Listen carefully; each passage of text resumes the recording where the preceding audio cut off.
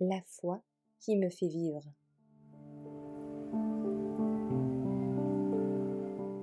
Le témoignage de Jésus, le 16 octobre. Des vérités qui se démarquent. Et je tombai à ses pieds pour l'adorer, et il me dit : Veille à ce que tu ne le fasses pas. Je suis ton compagnon de service, et l'un de tes frères qui ont le témoignage de Jésus. Adore Dieu, car le témoignage de Jésus est un esprit de prophétie. Apocalypse 19, verset 10. Avant tout autre livre, la parole de Dieu doit être notre étude, le grand manuel, la base de toute éducation.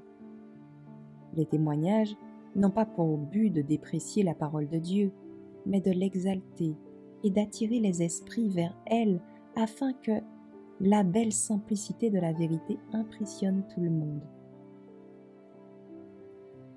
J'ai pris la précieuse Bible et l'ai entourée des différents témoignages pour l'Église.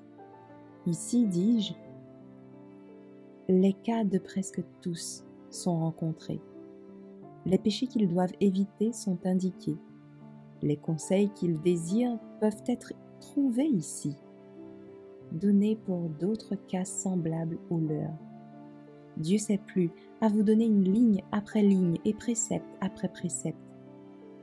Mais il n'y a pas beaucoup d'entre vous qui savent vraiment ce que contiennent ces témoignages. Vous n'êtes pas familier avec les Écritures.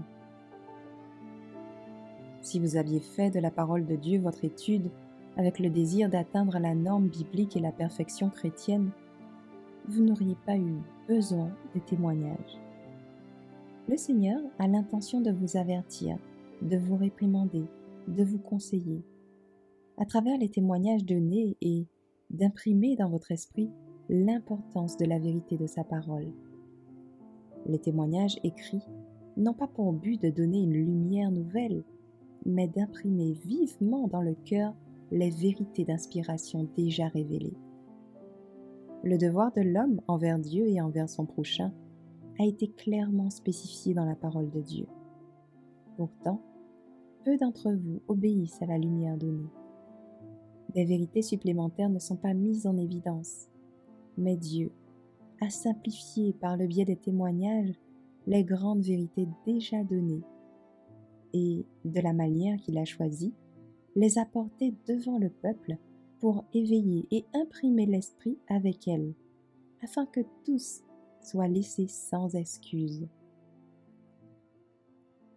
Si nous les ignorions, les avertissements dans les témoignages, quelle excuse pouvons-nous offrir ?